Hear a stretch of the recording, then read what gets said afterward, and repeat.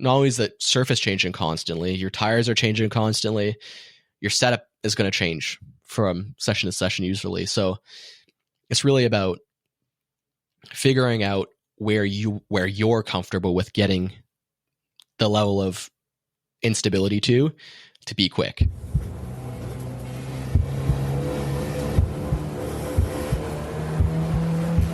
Green flag. Welcome to the Blind Apex Podcast, where amateur club racers tune in to get faster.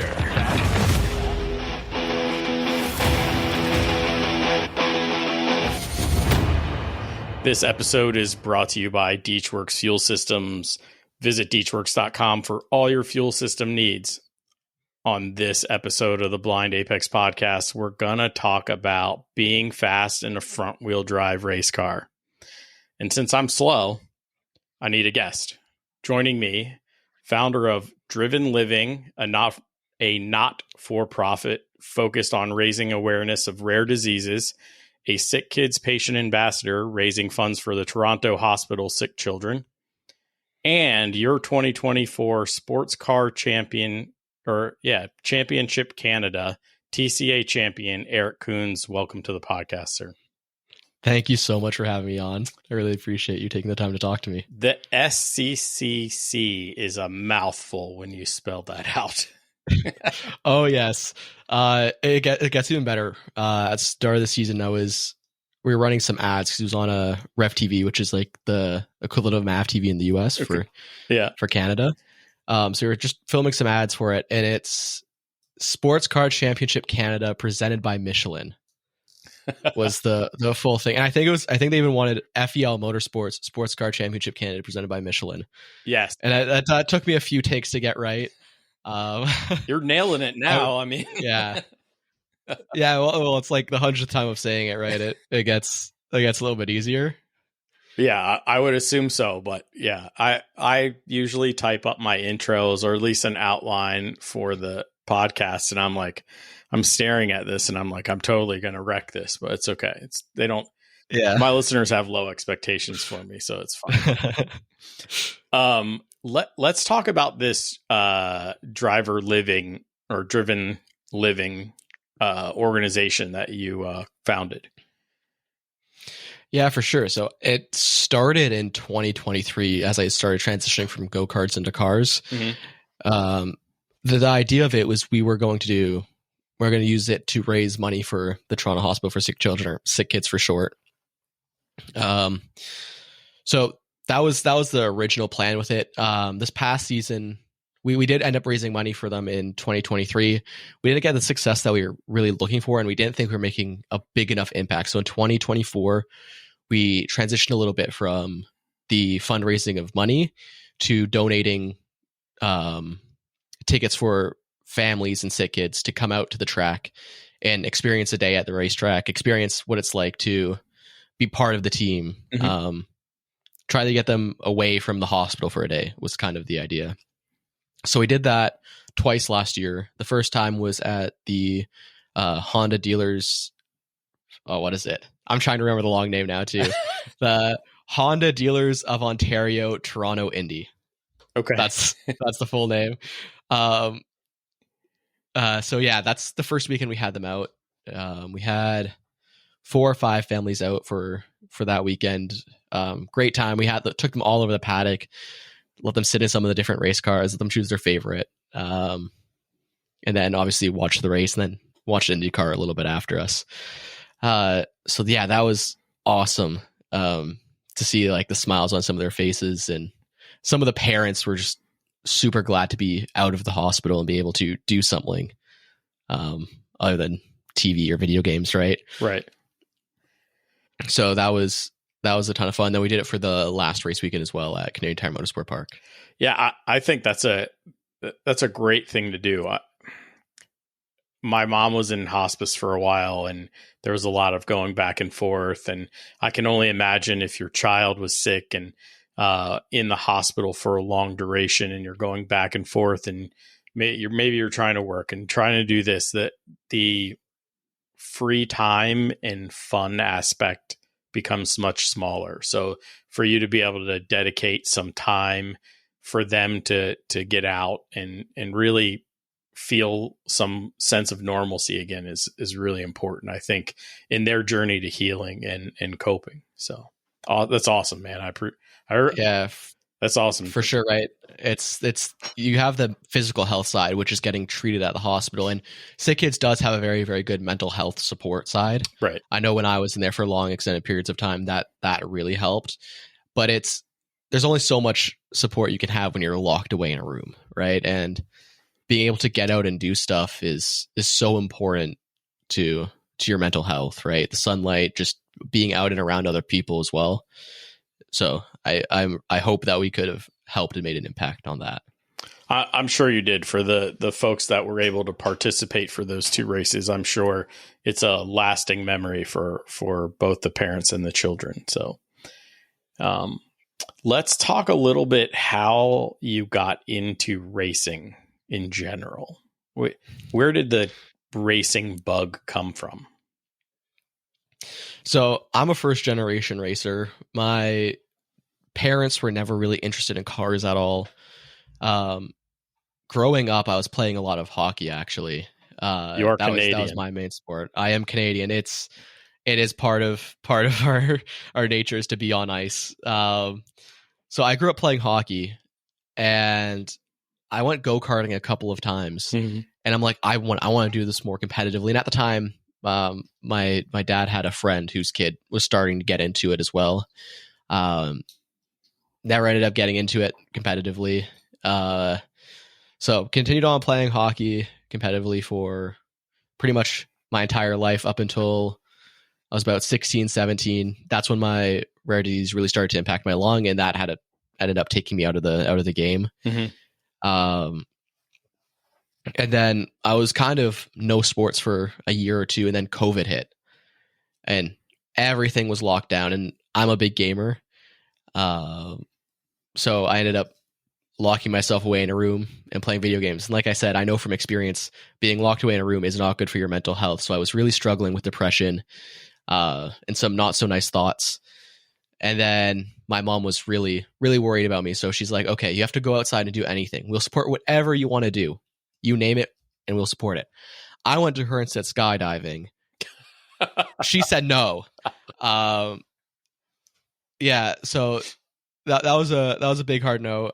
And then I'm like, okay, well, if I can't go skydiving, what else looks like fun? Looks like it's going to be a ton of adrenaline. So I chose go-karting. So I did my first season of Arrive and Drive go-karting in 2020. Okay. At 17 was my first season. Oh, you're just a baby. Yeah. So I mean, I got started so late compared to some of the other people. Like, I've been not so much in the Arrive and Drive. There's a lot of people that are getting in their first year, have been there for a while. It was a very good mix of skill levels. So I was always racing with somebody. And then in my second year of go-karting, I decided, okay, I did pretty good in Arrive and Drive. I was like consistently on the podium, consistently quick. So I was like, okay, do you know what? Let's take the next step up, which would have been 4-stroke racing with a Briggs & Stratton engine. At the time, COVID was still going on. There's supply chain issues, and we just couldn't get an engine anywhere. Like, we couldn't even find used engines. It was so bad. So we were like, okay, we're going to miss like the first 3 or 4 races of the year. What's the point in racing if we're just going to miss all of the races? So I decided my parents were going to help me pay for it. I decided that I was going to pony up the extra money. And at the time, for a 17-year-old, that wasn't able to work during COVID because of my medical condition, I think it was like $3,000 or $4,000 more to go race in Rock Senior, which is the 2-stroke class. So I ended up taking all the money I had been saving up for years to buy myself a car and bought myself a go-kart engine instead. That's fair. So I ended up doing that, and that year was rough. I was like at the back of the pack, so far off the pace. I mean, I've been racing. Lots of the kids that I ended up racing against have been racing since they were like 5 years old. Right. They've been racing their entire life, right? It's like someone hopping into hockey at 17 for the first time. It's very difficult. So there's a massive gap between me and them, and that whole year was focused on just how do I get better? How do I get better? How do I get better? So I was really pushing myself to improve, and by the end of the season, I was starting to be like more of the mid-pack range, which I was happy with for that season. And then in 2022, I went down to the US for the first time to do one of the Florida Winter Tour races, and that was crazy. The skill level there, like I thought I had seen good drivers, and then I went down there and it was just a whole nother level. And I have one famous moment on the internet from that where I crashed because I lost brakes. Is that the 100-mile-an-hour crash or whatever that's on your? Yeah, YouTube the 100-kilometer-an-hour crash. Yeah. It sounds better. 100 kilometers an hour sounds better than like 62 miles an hour. Right. Well, it's all going to hurt. It's all going to hurt. At that speed, it doesn't matter really what unit you use. It hurts a lot. Yeah. Was your mom present for that? Yes, both my parents were, but where they're standing, that was the one area of the track that they couldn't see. So they saw me go in and not come. They're like, okay, he must have spun it or something happened through a chain, through something, right? So yeah, I had the GoPro on, obviously. I'll go back a little bit. After the crash, I was told I had to go see the paramedics, right? Okay. It was obviously from the outside a pretty brutal crash. Right. So they're like, okay, you have to go get checked out by the paramedics. You have to be cleared to continue racing. Concussion I walked right protocols past and all. Yeah, I walked straight past the paramedics. I did not stop. I went straight back to the tent. No one ever came and asked me if I got clear. They just let me keep racing. But I was like, oh, okay. I thought for sure I was gonna get caught, but I'm like, if they see how brutal that crash was, I'm not allowed back out on track. The cart was like, the chassis itself was okay, but a lot of the parts need to be replaced. So we went and replaced all the parts that need to be replaced, and I was back on track a little over an hour later. So yeah, that's. I figured if your mom would have seen it, she'd have come running with a parachute for you. Yeah, probably if she would have seen it. Yeah, she has seen the video now, right? But it was like 2 or 3 months before she saw the video. I had posted it at that point, already had over 1 million views, and we were at a family gathering or something. Somebody asked about it. They're like, "Oh, we heard you had a really bad crash in Orlando." And I'm like, "Oh, you want to see the video?" And they're like, "Yeah, sure." And my mom was sitting next to them, so she's like, "Oh, do you know what? It's been long enough. I'll take a look." And her face was so white after she's seen it. And she like, if I saw that video that weekend, you would have never raced again. Well, so yeah. Was your mother the prompting for you to get a cage and everything around you? Honestly, yeah. At the end of 2022, it was kind of actually like about, I'd say like 2/3 to 3/4 of the way through the season, I got the opportunity to. So Mosport, which is the track I was racing at in 2022, has their main Grand Prix track and then like their go-kart track right next to each other.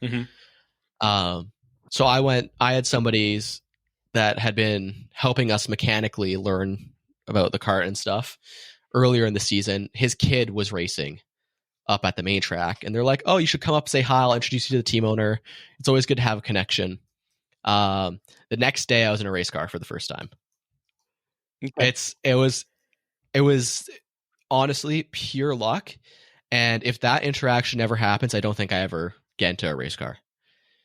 There was such a disconnect of knowledge at that point for me between karting and actual racing that I was like, I have no clue how to do it. I was kind of just aimlessly like walking through the paddock at that point.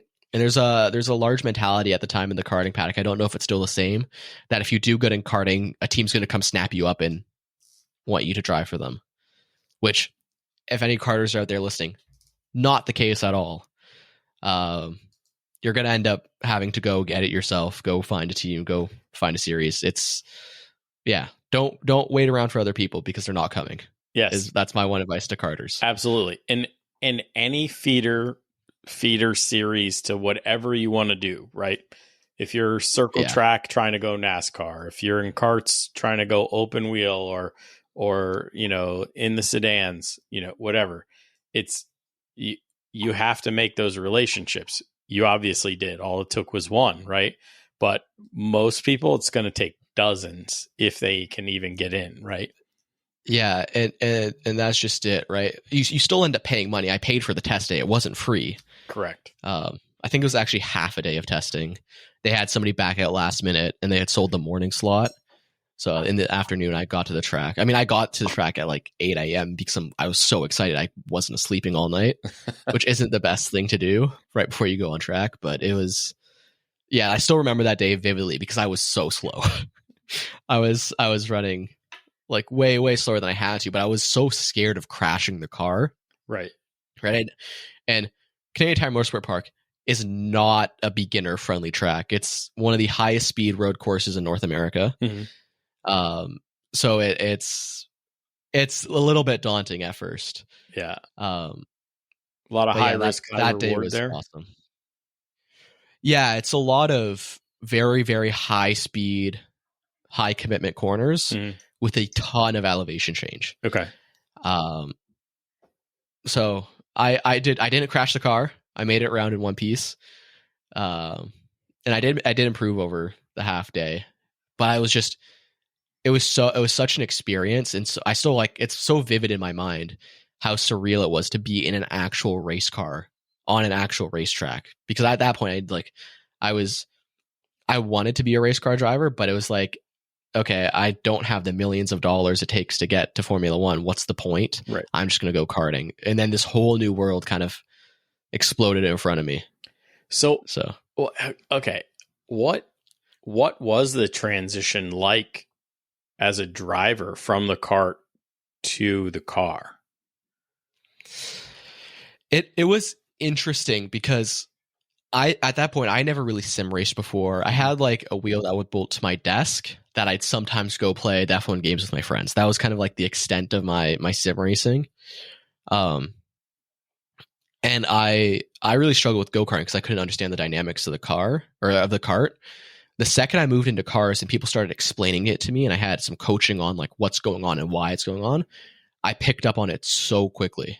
That transition for me, the very first race I ever did was a couple months after that in that same car. And I was quicker than some of the people that had been running it consistently for a couple more, like longer than I had been doing it, not too much longer. Mm-hmm. But I was just soaking in everything I could at the time. Like any knowledge I could find on the internet, I was watching videos, reading articles, whatever I could find to better understand how the car would work. That being said, I wouldn't trust myself to fix my own race car. That's not my area of expertise. But understanding like the vehicle dynamics of when you're pushing it to the limit, what's going to happen, what you should look for, what you should be feeling in your hands, all that kind of stuff. Okay. Yeah. What are you driving these days? So last 2 seasons, or my first full season and 2024, I was driving a 2020 or a 2017 Honda Civic Si TCA car. Mm-hmm. So that is a factory built Honda race car, right from at the time HPD, now HRC. Mm-hmm. So yeah, we bought that car in February or March of 2023. I had some other plans to go race in Europe at the time that kind of fell through. And we're kind of scrambling to say, okay, we're getting into cars. What are we going to do now? So we bought the car and we ended up running that season where I placed second in the championship, which was awesome. So it's as close to stock race car as you're going to get. So engine is nearly stock, transmission is nearly stock. Only thing that's really different is suspension, brakes, tires, and engine mounts as well was the big difference in the car. So that was the past 2 seasons. Mm-hmm. This hasn't come out publicly yet because we're filming this on the 17th. It comes out publicly tomorrow, but okay. I think you're posting this later on. Yep. for the 2025 season, I'll be racing a Hyundai Elantra TC America car. Okay. In TC America for 4 out of their 7 races.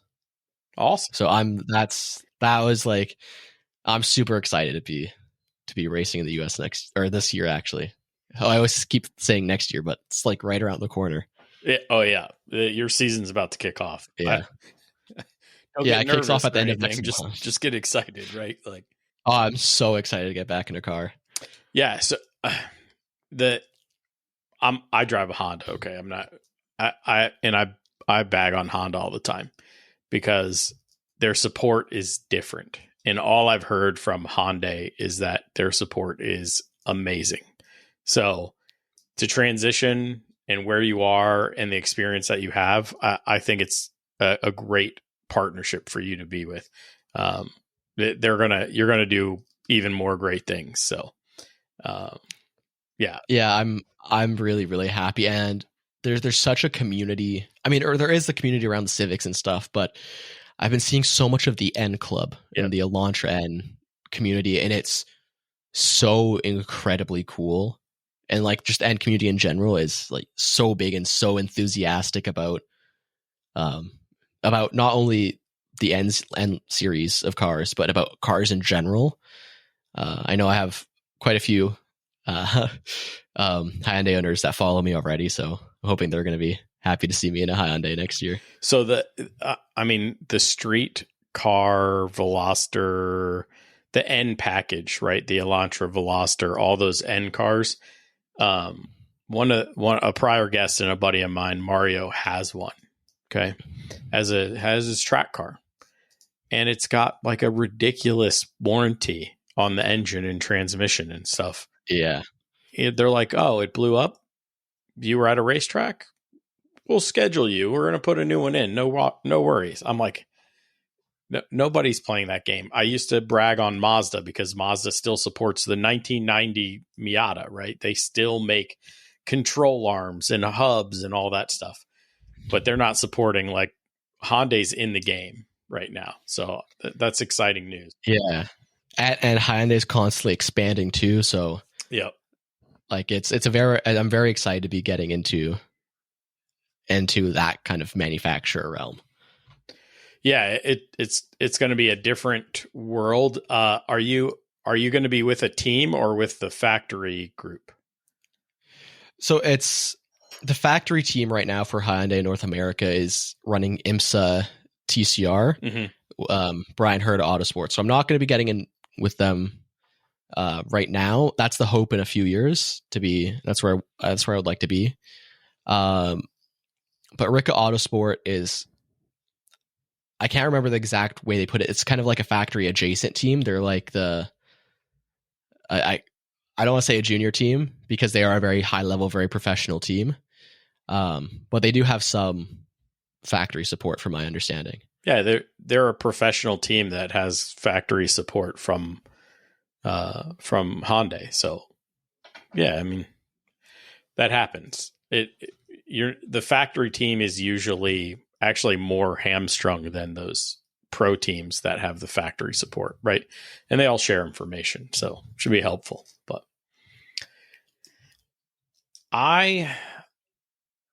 so when I saw, for the people don't know this, but there was a post on social media that was like, it was one of those, this race car driver actually answers his posts thing, right? It's a media blitz thing. And I'll tell you, I do it. I respond to all of them just as bait. Okay. And I think I've had you and maybe one other person actually respond, because 99 times out of 100, it's actually all they're trying to do is grow their Instagram, right? So you respond and I'm like, oh, they're actually for real. Is this possible? Because I've just spent the last 6 months. It's been a trend for like, say, the last 6 months. And nobody's really responded. So I start looking into it and I'm like, he used to do karting. Wait a minute. He did karting like a couple of years ago. It's not even that long ago. He's really young and now he's winning, in a front wheel drive car. Let me see if he'll actually talk to me about driving a front wheel drive car. Because most people consider them either easy to drive or hard to drive. It depends where they started, right? But you said you spent your streetcar money on a engine for a kart. So how did you pick up the front wheel drive car? I only started racing front wheel drive in 2023. Up until that, I had only raced rear wheel drive. So it was definitely initially understanding the vehicle dynamics. Like I could understand it, but feeling it out was challenging at first. The thing with front wheel drive cars is your front tires do all of the work. They do the braking, the turning, and the driving. So it does lead to the car naturally being a little bit more understeery than a rear wheel drive car. Right. That being said, how far suspension technology has come in recent years and differentials and all of that kind of stuff. There's so much technology that once you figure out the setup for it, I don't want to say it drives like a rear wheel drive car, but it's not this crazy understeery pushy car that I've heard people talk about from like 10, 15 years ago. It turns well, it tracks well, and in the rain, they are monsters. Oh yeah. They like say if you have a car of similar power level to a front wheel drive car that's a rear wheel drive, the front wheel drive kills it every time. Oh, yeah. You have the weight on the drive tires and the brake tires, the main braking tires and the turning tires. Like when you need traction, it's there, 100%. The nicest thing about front wheel drive cars, if it gets loose, you just hit the gas. Yes. that is like, especially in the rain,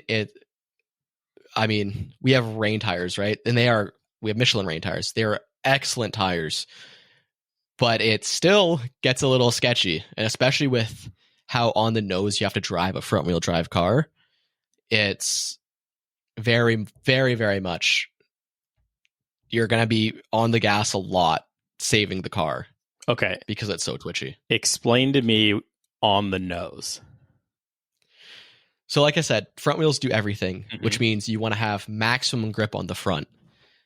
And to get the car to rotate properly, you give the front a lot of grip and the rear minimal grip. There's still grip there, obviously. You don't want it trying to kill you everywhere, but it's very much front biased towards the tires and how much grip they have. So for those of you that are wondering about setup for front wheel drive cars, lots of caster, lots of camber, and on the rear, lots of toe out, which sounds very backwards for anybody that's driven rear wheel drive. Normally you want toe in to help stabilize the rear. We were running like 4 to 6 mil of toe out on the rear, which makes the car feel very, very unstable going down the straightaways. It like the rear end likes to wander around on you. But it rotates well through the corners, which is what you need, right? Yeah, keep your foot in the gas, and the back it'll still follow you. It'll just dance a little, right? Yeah, and I think that's where the discomfort with a lot of drivers is when they go from a rear wheel to a front wheel. They're used to the rear being pretty stable through corners, where in the front wheel drive, it's very, very twitchy. And even more so, like the TCA car, I think the TCA car was pretty stable for a front wheel drive car. You had a little bit of instability in the rear. Of course, it's what you want in front wheel drive though. I hopped in a TCR car over the off season for the first time. And those things, to drive them quick, they are so unstable. It was one of the most unnerving cars I have ever driven. I loved it though. Those cars are insane. Yeah, it'll keep you on your toes, right? Like when you're for sure. First time I was in a TCR car was at Road Atlanta. I don't know the corner numbers to save my life. But there's a little chicane right before you go up over the hill for the last corner. Mm-hmm. And there's a little right-hand kink before it. It is it's not even a corner. It's a bend on a straightaway. But the TCR car that I was in was so on a knife edge, you would turn into that corner it's really just a little little right bend before you go downhill into the braking, and you'd be counter steering around it. You'd set the car on the outside, and you'd have like maybe 1.5 degrees of counter steer as you're going around this corner, and it's tracking perfectly. Like it felt stable, but it was just a touch of counter steer because there's so much toe out and so front dominated on those cars. Right. It felt like it should be coming out from under you or slipping away, and it just isn't. It's just gliding down this hill perfectly. I kind of felt like the TCR cars is almost like being on skis or on a snowboard or on skates where you have your edges, mm-hmm. and you're like balancing it on this edge like you would on a ski or a snowboard or something like that. Like that was, yeah, those cars are absolutely insane. A lot of people dog on them for being kind of slow. They are not slow. The series just restricted them to being slow. Right. So I run a 8th gen Civic, so a 2 generations older than the Civic that you're running or were running. And I'm trying to get the rear end to free up. I just need a little bit more, because I don't even want to counter steer necessarily. I want it to brake just enough that I can make it do what I want, and it's been a pain in the butt, but I'm all for, I'll throw in as much toe out as I can get. I'd actually, before you throw in your toe out, mm-hmm. try to put as much caster in as your suspension will allow. In the rear or in the front? In the front. Okay. It'll make your steering a little bit heavier. Okay. I mean, power steering compensates for that. I have electric power steering. It's like nothing's there. You'll be completely fine. It's not going to change how much effort you're going to put into the wheel. That really, but it will change how the car turns in, and it'll be a lot better. Okay. Once you start getting into the toe out realm, you're starting. I take it you drive it on the road as well. No. Just a track car. Mm-hmm. Okay. Yeah, just a Honda Challenge race car. Awesome. Yeah, then you should be good to put some toe out in it as well. But if you can get caster in it, do that first and then adjust your toe out. Okay. To how you like it from there, just so your tire wear isn't crazy on the rear. I mean, I've been on the same rear tires for 2 years, so that sounds about right for a front wheel drive car. I know we had 6 tires allocated to us per weekend. And you're like, season, give me 4 fronts and 2 rears. Yeah, I would scrub in the fronts in the practice session, and they go straight to the back for the entire weekend. Yeah. At one point, at some of the races where the tire deg was a little bit higher, we actually moved the rears to the front to put worse tires on the back to make it rotate better. Yeah. Just so we could. Yeah, I mean, front wheel drive cars to get them quick are naturally loose. Yeah. And that's just part of driving them fast. Yeah. They I've always said loose is fast with the front wheel drive cars, and they become a handful to drive to get them that fast. But another thing is, generally speaking, if it's loose, you're probably not burning the fronts off the car. So exactly. Yep. And we had 40-minute races, which aren't, in the big grand scheme of things, aren't that long. The tires can go longer than that, but it's long enough. But it's long enough to where if you're burning up the fronts, you're like at the end of the race, you're going to be losing time to the car behind. And especially this year, I had really, really fast, really, really good competition. Mm-hmm. So there is always something in your head. Oh, do I save a little bit of tires here? Right? Where can I not push them as hard? Not wear them as much, not heat them up as much either. Like you overheat the tires and then you're 2-3 laps having to back way off to get them cooled back down to be in the right range. So it is a challenge sometimes because the front wheels do everything. That's an advantage of a rear wheel drive car. But yeah, when it comes to wet races, the front wheel drive is king. Oh yeah, for sure. So let's talk a little bit about driving technique that you use to keep it on the nose. Are you trail braking? Do you believe in late apexing everything? These are things I hear all the time. So I want to hear your opinion on this. It's driving wise. Every car is different. Mm-hmm. Like chassis are going to be different. How a car wants to perform is going to be different, right? So some cars really like the always late apex. Some cars don't, whether or not it's front or rear wheel drive. I found what worked best for my car is heavy initial braking into a lighter trail brake, and then making sure I'm getting all my rotation done before I get to the apex. Right. Whether it's being a super late apex or a regular apex, I wouldn't really early apex in a front wheel drive car. Really, in most cars, you don't really want to, unless it's an opening radius corner where it opens up quite a bit. You don't really want to apex super early in the corner.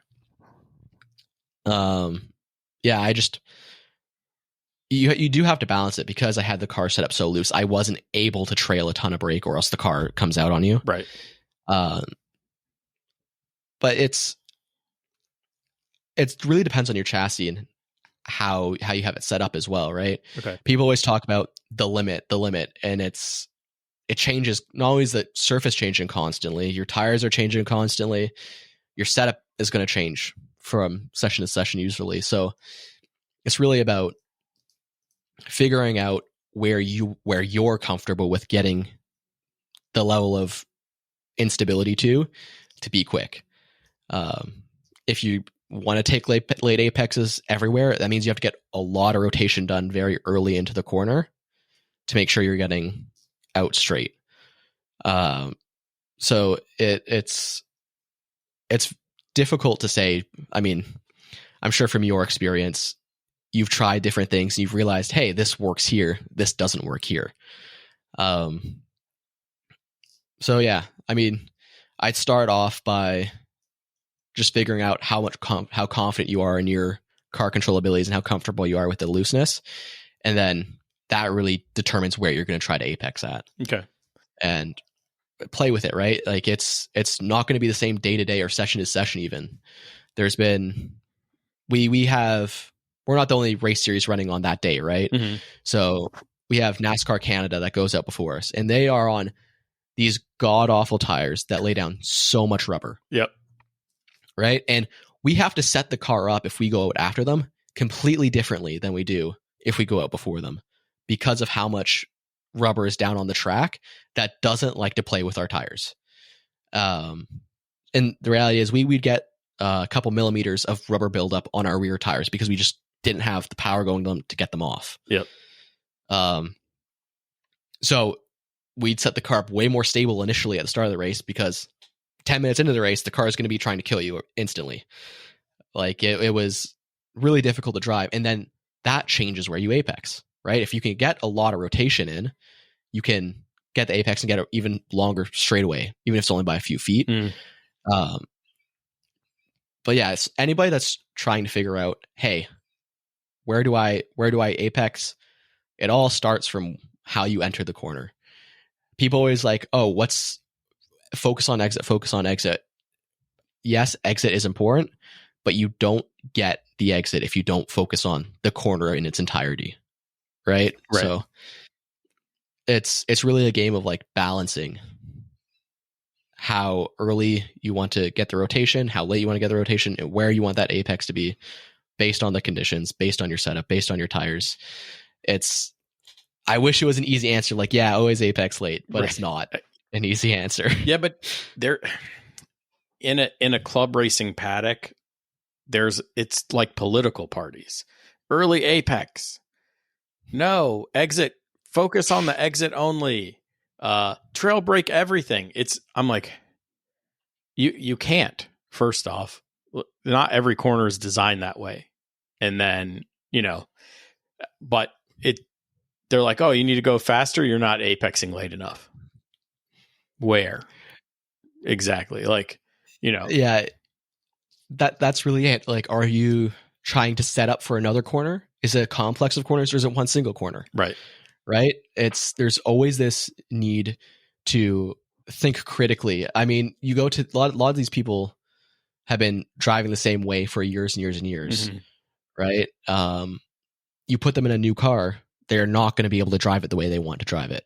And they're going to say, oh, this car, the setup's bad. Your setup's wrong. It's not a good car. The chassis sucks. The engine sucks. Whatever it is, it's not the car's fault. It's the driver's fault. 99% of the time, it's the driver's fault. There's that 1% of the time, though, where your brakes aren't working properly, your engine isn't working properly, maybe the gear's not like fully engaging. That can happen, but 99% of the time, it's the driver's fault that the car's slow. I don't like to hear that, but yeah, it's one of the things, right? Like, I mean, I've always worked with a crew or with a team when it came to cars. And if the car's not set up the way you like, it's still the driver's fault. It's not the team's fault. You just haven't communicated properly what you need from the team. Yeah. Right. In my world, I am the team, right? So, I have to communicate with myself and execute. I'm always to blame. Okay. Like, let's be honest. In club racing, unless you have a team in club racing, which is kind of rare, but yeah, it's on you. It's really your fault. And even in your situation with a team that you can communicate to, you got to tell them the right stuff. You got to tell them what you need and how you need it, maybe, so they can help you. So definitely. And that's a big part of something that I had to learn when I transitioned out of go-karts. When I was in go-karts, there's such a limited setup change. Like, there's a lot you can do to a go-kart to get it to act differently, but it's so limited compared to a race car. And I didn't know how to communicate about it. I was just like, I don't like how it feels here. And they're like, okay, why? What does it feel like? What don't you like about it? What do you need us to do? And I'm like, I don't know. I just know I don't like it. So my first season was so experimental with setup because I didn't know what I was looking for. I didn't know what I wanted. So we'd try things and I'm like, oh, that helped. That didn't help. I like this. I didn't like the change that you made here. Right. And like, that was a big learning curve because there is so much you can set up on a car. I know my car is 2-way adjustable suspension. So we have compression and rebound and those both do different things. And when you use them, when you don't use them, we could do camber, tow, caster. There's so much that goes into a car that I had no understanding of, that we just had to experiment. And if you're trying to figure it out by yourself, go to a track day, experiment, do things that are going to make you uncomfortable, and figure out how to get it to drive as quickly as possible. Absolutely. We talk about practice days, test days, whatever, getting out there, changing it up, working on it. When by the time this episode goes out, an episode will also have gone out with James Houghton, the GLTC driver, and he's like, if you can't come off the trailer and do a hot lap in the first 3 laps, you need to work on that. You can't spend all day getting fast, because the faster you can get fast, the more you can get changes done. And then you can start really evaluating things. So we're big on that on this podcast. So for sure. And people will go out and spend tens of thousands of dollars on the newest, best suspension just to go no faster. Right. And it's the biggest thing you can do. Instead of upgrading the car, upgrade the driver. I don't mean get a new driver, but put money into yourself, into your own performance. I know a lot of drivers out there. It's like, oh, I need more horsepower because my car's not fast enough down the straightaway. And I'm like, well, you could probably take another 10, 15 kilometers an hour through a corner, and that's going to make up that horsepower difference that you're looking for. Like a lot of people say, the driver always blames the car. 99% of the time, it's not the car. Right.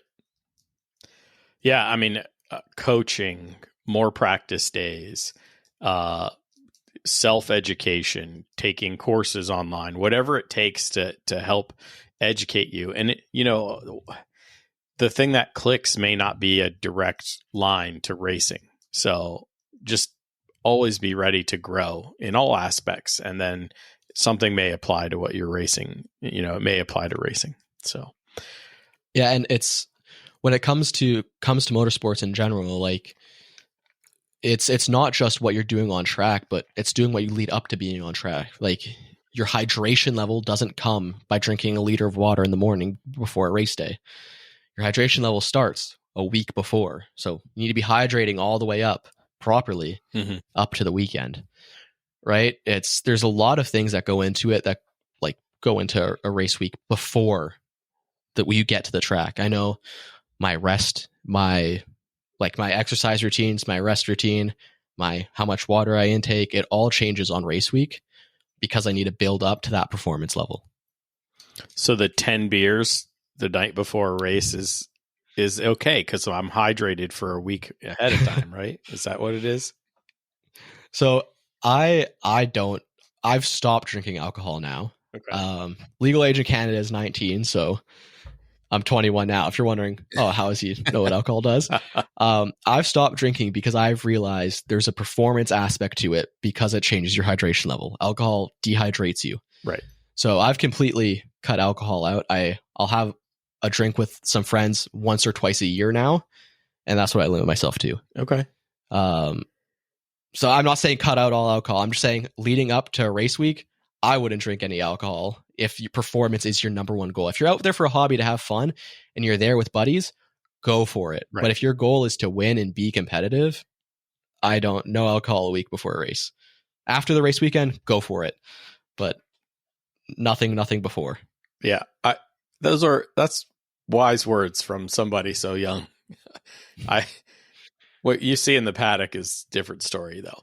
I have a couple of last questions because we talked a little bit before we hit record. How do you feel the front wheel drive cars are in like iRacing, and are they suitable for practice? I've had this discussion with so many people. Having driven the TCR cars, I haven't driven the Renault on iRacing, okay, but having driven the TCR cars in real life and then driven their iRacing counterparts, iRacing, I love iRacing. I stick by iRacing. It is the best consumer simulator out there. I cannot stand their front wheel drive model on those TCR cars. Okay. I've heard from other people that some people think they're really good and they replicate the TCR cars from people that drive the TCR cars pretty well. I feel things differently. I have different markers in my feeling than they do, but I can't stand it. I actually am still in a TCR iRacing league. And I do the races like once in a while just because I hate driving those cars so much. I personally, I don't like it. I don't either. If they could put ABS on the Renault Clio, I'd be okay with that car. But as is, I feel like with no ABS, it's overbroke like crazy. I even tried adjusting my pedals because my pedal setup is adjusted so ABS should actually never kick on. It'll run like right up to the line and never kick on. And then I tried adjusting it for a non-ABS car. Other than the fact that the Renault is nice in that if you can stand braking really early, it turns great. It turns like a real front wheel drive car. But like the TCR Civic Type R, that thing is horrid to drive. I can't drive that thing at all. It's terrible. It just doesn't want to turn. Yeah. And then you can't put power down. Like it's just weird. But anyway, that's for me the biggest problem with the TCR cars on iRacing is the on power understeer that you're getting. Yeah. That's not realistic at all. The way they have those differentials and clutch packs set up, it unless you're at 100% throttle, the car still turns. And honestly, through some of the higher speed corners, when you're getting back on throttle, it actually pulls you in closer to the apex in the real life TCR cars. So I really dislike how the front wheel, or how at least the TCR cars drive on iRacing. Yeah, me too. But so then I get stuck in Crash Miata and all the other stuff. But anyway, okay. We have a segment for 2025. I don't know whether we're going to keep it, but I have fun with it. So and this is one you've heard or used, but what is your favorite racer excuse for not being fast or not winning? Ooh. I try not to use excuses. I always generally blame myself. I think the best one I've heard so far is probably I used up too much tires in qualifying from other drivers. Oh. And I'm like, well, I mean, yeah, you were out there for the full 20, 30-minute session. Of course, you're going to use up more tires than everybody else that's out there for 3 laps. I couldn't catch him because the aero wash from the car in front going through some of the corners. That's the best one I've heard from some of the downforce drivers that I've talked to. Okay. Yeah, I wouldn't know about the aero stuff, to be honest, because my car is so big. Yeah, it's like we don't, especially like the touring car drivers, we don't really have to deal with aero wash like some of like the prototype drivers have to deal with. Right. I get it. The aero wash does suck. I have dealt with it before.